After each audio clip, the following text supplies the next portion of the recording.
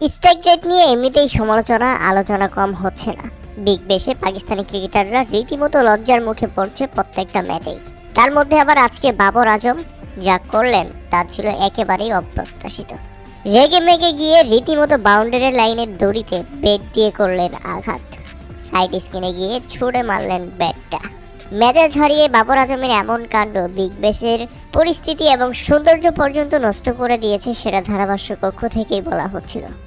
কিন্তু হঠাৎ বাবর আজম কেন মেজাজ হারালেন? বারবার ব্যর্থ এবং আক্ষেপ থেকেই কি এই রাগ?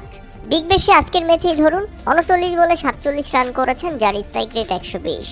হাফ সেঞ্চুরিটাও পাওয়া হয়নি তার, তাই তো সেখান থেকে আক্ষেপটা আরও বেশি। সবেমাত্র শুরু করেছিলেন মারতে, আর তখনই বোল্ড হয়ে গেলেন ম্যাক অ্যান্ড্রোর বলে, আর সাথে সাথেই রাগটা মাথায় উঠে যায় বাবর আজমের।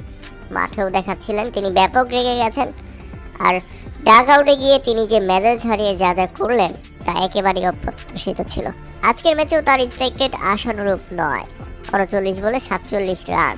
তবে এদিন জিতে গেছে 76ers, আর ম্যান অফ দ্য ম্যাচ হয়েছেন স্টিভেন স্মিথ, কেননা এই ব্যাটসম্যান খেলেছেন 42 বলে 100 রানের চোখ ধাঁধানো এক ইনিংস, যার স্ট্রাইক রেট 238-এরও উপরে। তবে যাই হোক, বাবর আজমকে আমরা শান্তশিষ্ট ক্রিকেটার হিসেবে চিনি, কখনো মাঠের ক্রিকেটে রাগ দেখান না। তবে বিগ ব্যাশে বারবার ব্যর্থ হওয়ার পর তিনি যেভাবে রেগে গেলেন সেটা একেবারেই অপ্রত্যাশিত ঘটনা ছিল।